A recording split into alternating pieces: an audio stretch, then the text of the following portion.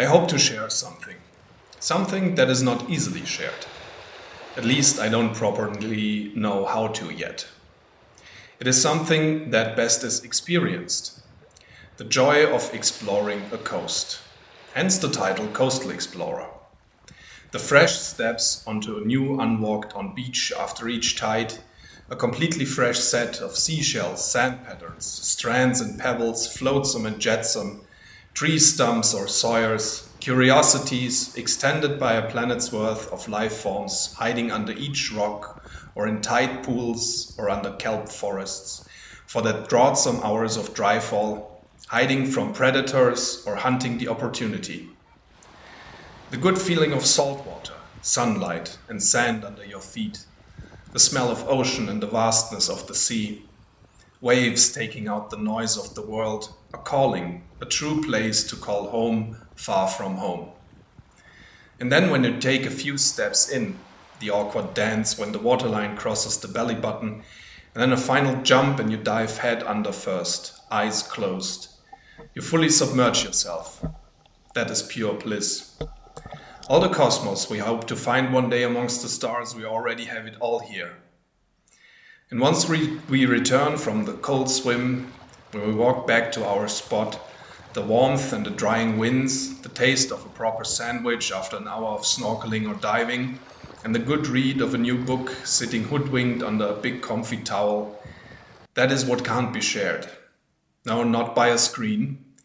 But we can make it to a short break experience, a tiny getaway, beach going and coastal exploring waiting on the desktop. That one day we can go back there, 5 minutes in and out.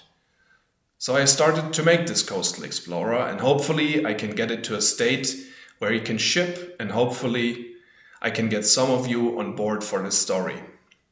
Each day a new set, each tide something else to find and walk around.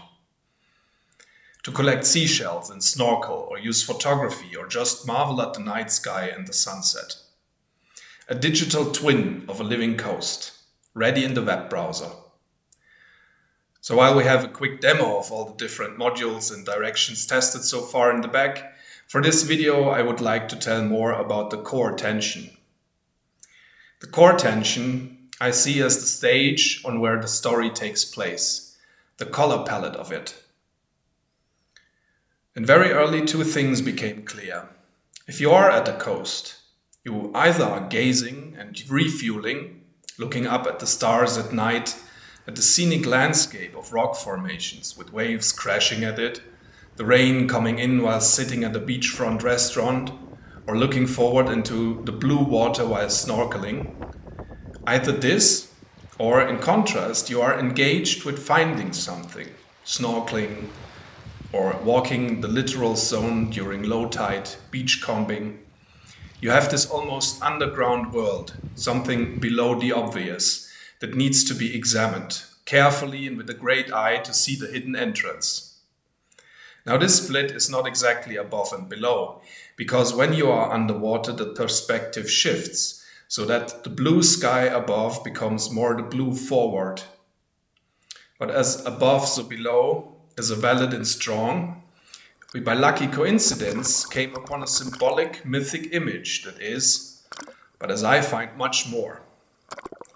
Half on the Dalmatian coast and half on the Balearic Islands, snorkeling and diving around by the base of Makarska and Alcudia.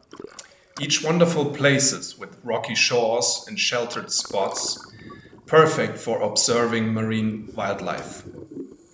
And for some reason, I looked up a bird on the one and a sea urchin on the other. The bird, a cormorant fish-hunting European shag called Phalacrocorax aristotelis, and the second, a term for the jaw-like mouthpiece of a sea urchin called the Lantern of Aristotle. What a curious combination, what a curious name. The Lantern of Aristotle. Aristotle, the Greek philosopher. He lived 3 centuries before our time and was the most famous for his works on logic and reasoning. Now don't ask me why, but this picture of an ancient philosopher and the lantern reminded me of a specific tarot card image, the card of the Hermit. a lonesome wisdom seeker on the top of a mountain.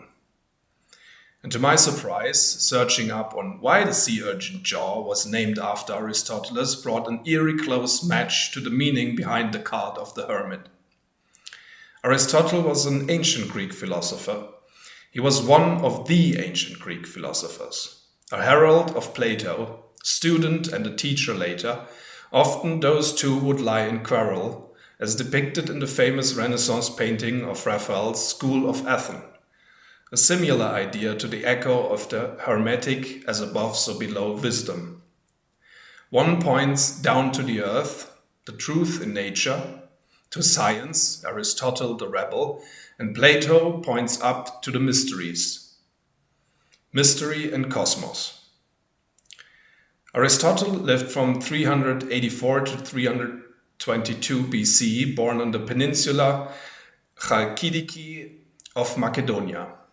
Athens had just lost the war against Sparta, and many of the satellite kingdoms of the Greek world were observing closely.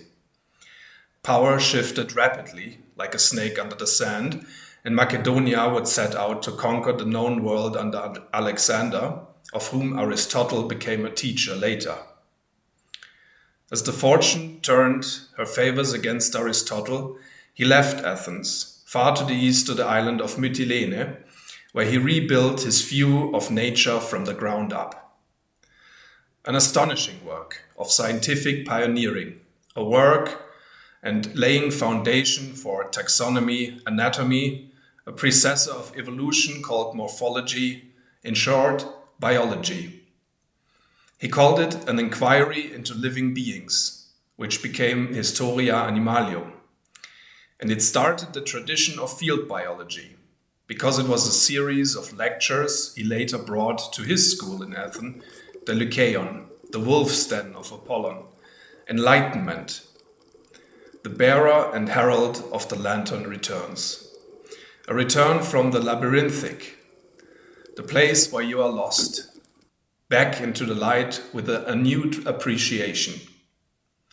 I took the liberty of illustrating this thought with this picture, where you can see the hermit figure of Aristoteles holding up the lantern as a vessel of enlightening, finding a way through the labyrinth of the unknown by standing still, contemplating at the coastal edge of the cosmic waters. Now, everything metaphoric, there is no one-time journey comparing in real life, but we have to see it as a habit, a ritual, a routine, a shift back and forth between the labyrinth and the contrary, the temple or cathedral. And also there is no moral stance. Without the labyrinth and its wonder, there can be no cathedral with its marvel. Without inspiration, no aspiration. So you have the hidden pathways of the mystery, the cipher and calculus or calcul, the literal zone, the ground of the buried and hidden. And then you have a cold, fresh ocean, salty beach waves breaking on the bleached sand, streaked with earth and stone and brim with life, sea life and kelp forest, fish, crustaceans, mollusks, seals and birds, invertebrae and slugs, seashells, sea needles and starfish, aplysia, abalone and trillions of plankton, infused with pure sunlight. That is the cathedral, the inverted labyrinth, its pillars reaching up, looking like roots so high that they become invisible and one with the sky. And it promises more. Beyond its pillars and archways and spiring towers, in contrast to the dynamic subsurface, the literal chaos and wonder. That is the coast. It is clear spring water, wild torrents, glacial derivatives running through chasms and underground aquifers, fueling swamps and forest shelf, still life lakes and puddles with dragonflies hovering over reed, the still desert oasis, with the coasting palm trees like a mirage in the barren waste. A raindrop in the middle of empty space and nothingness, an exposed life system, a grain of sand next to a droplet of water. A labyrinth and a cathedral of the cosmos. So this is the Lantern of Aristotle, the blank canvas for a routine walk from the labyrinth to the cathedral, an inner guiding light, And that is what we are as coastal explorers, marvelers of that place.